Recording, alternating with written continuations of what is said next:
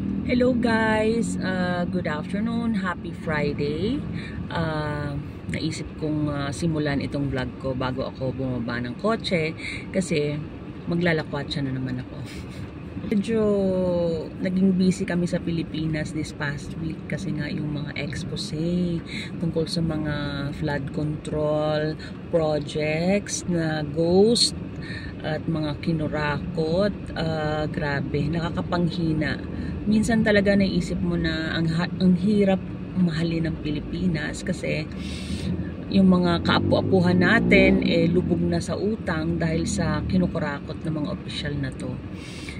Yun, sorry to be nega, pero I hope na yung mga uploads natin kay Kokoy and Ate Guy ay nakakapangpagaan ng ating loob.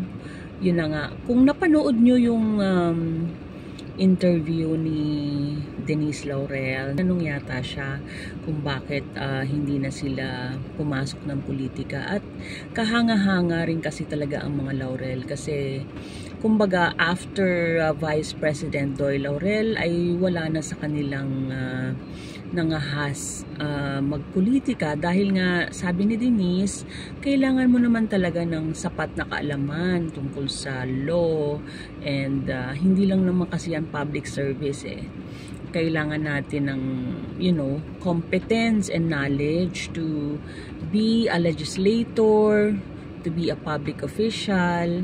Kasi parang lumalabas lahat ng mga opisyal ngayon gusto lang pumasok ng gobyerno para kumita sila, pansarili nila. Wala nang nag-iisip para sa bansa. So ito naman talaga ang kahanga-hanga sa totoo lang sa mga Laurel kasi nag-low-key na sila at hindi na nila pinakialaman ang politika na napaka-dirty na po ngayon. Ayun. So, yun na nga. This past week ay in-upload ko na yung full interview kay Kokoy and maraming salamat sa lahat ng comments. Ngayon, for the first time ever, naging active na rin ako sa Facebook kasi actually meron talaga akong page sa Facebook pero hindi ako masyadong ganadong mag-upload doon. Pero in the past week ay nag-upload na rin ako at naging maganda naman ang feedback ng mga tao. And you know what? Nalaman ko na kahit papano may nakakita ng uploads ko kasi yun nga last weekend or basta nag-comment si Mr. Richard Merck sa doon sa isang post ko and sinabi niya na missing you Kokoy, and then ayan, and after that may shinare din naman yung ating kaibigan ngayon at Norenia na si Miss Beth Magsino. Thank you, Beth, for sharing. At yun nga, sinabi niya na nag-post din si Mr. John Rendez ng picture nila ni Ate Guy and Kokoy, and sinabi niya na thanks for your friendship, Kokoy Laurel. Baka may konting lalim ito, pero yun nga, even if you hate them, yun nga ang chika ko, yung dalawang ex ni Ate Guy ay binati si Kokoy, most probably because nagiging viral ang post at uploads natin. Hindi ko na-upload yung first vlog, yung first part kasi naging busy ako and medyo nakakahiya. Ayan, may makeup na po ako. Yun, to continue my vlog, ano bang pinag-usapan natin na hindi na pumasok sa politika ang mga Laurel, tapos yung mga chika, yung mga ex ni Ate Guy na nagpaparamdam. And ito nga ngayon, meron ding chika Elizabeth na may sumulpot na soulmate daw siya ni Kokoy. So, Gusto kong malaman kung siya ba ito na nasa Facebook. Ayan, makikita natin sa screen. I met Kokoy a couple of times in Chicago and I remember how effortlessly charming he was. Ayun, pinapakita niya yung note ni Kokoy sa kanya. I was in my 20s then and he made quite an impression on me. Sadly, hindi na sila nagkita. Well, pwede namang pang marites itong part na to kasi syempre tao lang din naman si Sir Kokoy. Pwede ring ma-attract sa iba, pwede ring makapagtsikahan. Pero one thing remains. Ang isang pinagsisigawan lang niya sa buong mundo na naging very open siya about his admiration and adoration for her is si Ate Guy. So, okay lang yan na may maglitawan ng mga babae or ano. Pero sa totoo lang, wala naging malinis ang pangalan ni Kokoy. Perhaps naging maingat or discreet siya. Pero yun na nga, yun ang tandaan natin na naging open lang siya about Ate Guy when it comes to the superstar Nora Aunor. Hindi siya, nangimi na sabihin na mahal niya ang ating superstar. Ayan. So, thank you nga sa lahat ng comments nyo. Actually, grabe ang paghanga ko sa lahat ng mga Noranian. Kasi talagang magaganda ang mga analysis nyo sa mga bagay-bagay. Magaganda ang mga opinions nyo. And, yun na, meron pang usapan about yung mga jewelries that Ate Guy and Kokoy gave to each other, which is totoo naman talaga. It started in the 70s, tapos yung usapan nga ngayon, yung until their old age, suot-suot pa rin nila ito, 'di ba? So, magandang usapan yan kasi even if they were not physically together, then yung mga jewelries na yun ay patunay na they still hold each other in their hearts. Tama ba yun? What I mean is, remembrance nila yon sa isa't isa. And the fact na isuot nila yon ay tinitreasure nila ang isa't isa. So, gusto ko lang basahin kasi yung ibang mga comments na napansin ko lang sa dinami-dami ng mga comments. And lahat talaga sa mga sinabi nyo ay worth mentioning. Pero ito nga yung sinabi sa iba nyong kasama. Mr. Victor Kokoy Laurel was the only man enough, absolutely secure enough to publicly acknowledge the fact that if not for our most beloved superstar Miss Nora Aunor, he would not have been widely known and become popular in the industry. In my books, that's huge given his own artistry and God-given talents. That's from Lalik 512, made 8 days ago. So to continue, ito from Milagros Abelia. Kokoy giving his high school ring was something, since it should be kept by him as a symbol of his high school year. Bringing his family along with him in the hospital was also remarkable. And come to think of it, among all of his screen partners, si Nora lang ang ginawa ng paintings. Ayan, not one painting, but 3 or maybe 4 paintings. Ayan. From Nora Puno.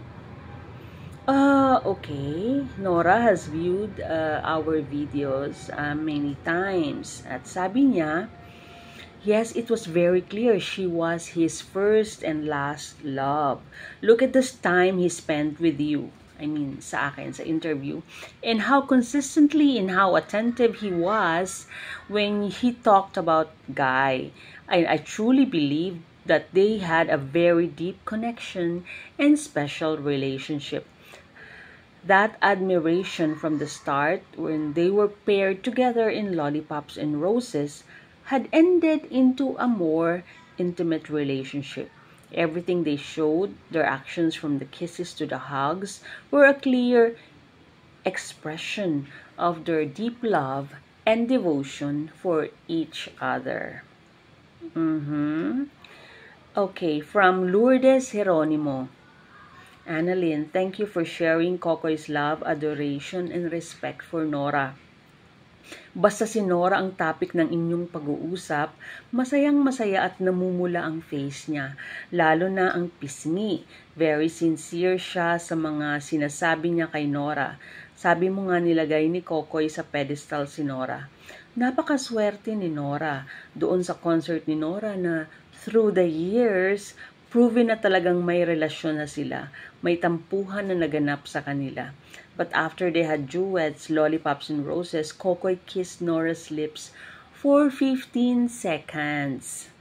Binilang ko kasi. Nawala na ang tampuhan nila, parang mga teenager sila. Both of them 51 years old noong 2004. Ayan, oo nga naman. Nag-timer pa kayo nung haba nung ano nila, passionate kissing on stage. Grabe yon.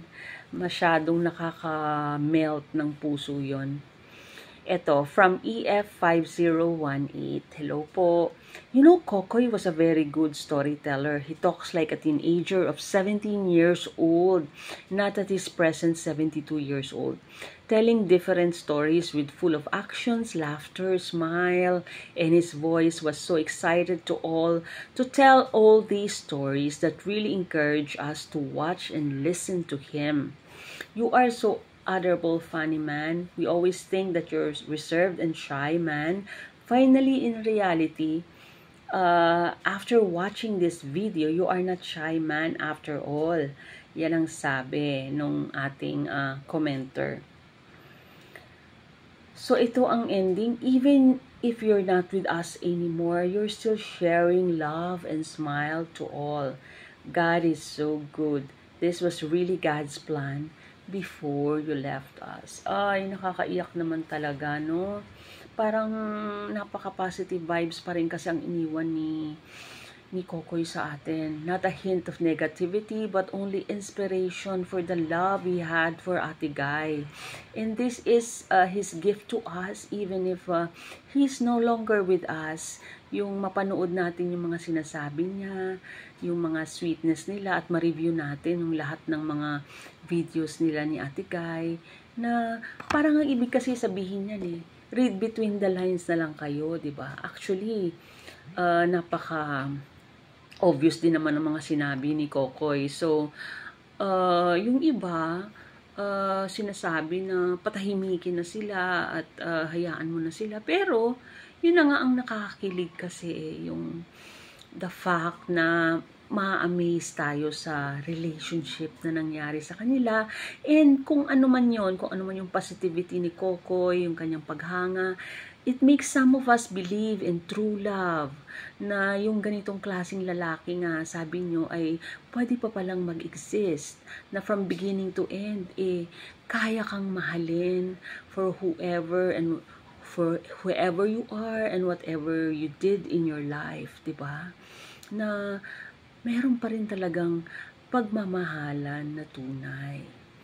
So,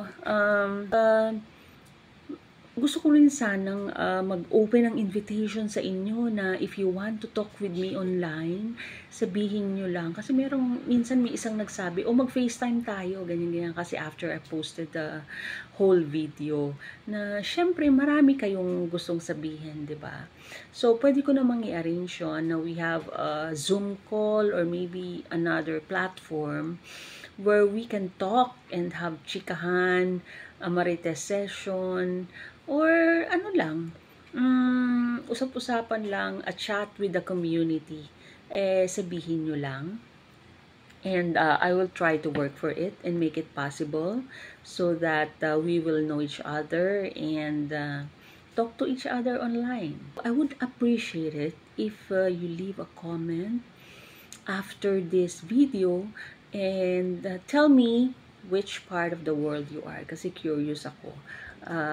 Kung taga saan kayo, introduce yourself. And before I end this video, I would like to greet our channel members Betty Velasco and Minda Siaton, and our active community commenters. These are familiar to me kasi napakarami nilang comment EF, Connie Po, Corazon Talosig, Salvacion Singhit, Leonila Chua, Rizzo Point, ayan, si Filipino Lifestyle in Cali, Migo Presi Vlogs, Clarissa Constantino, Rohit Kumar, Fe Pobe, Pearl Taborda, Corazon Bangkulita, Sally Charpy, Jerica DC. Ayan, nakikita ko rin kasi si Emily. Her name was Emily Reyes, was it? And then there's Jihan De Los Santos, Eva Tielen, ayan, Lourdes Jeronimo, Gloricita Tan. Nandyan din si Met Sabes. Ayan. Hindi ko na kayo napangalan ng lahat. So, huwag naman pong magtampo. At magparamdam lang kayo so I could cite you in the next video. Thank you again for patronizing this channel. And I would like to greet all of you a happy week ahead. Thank you.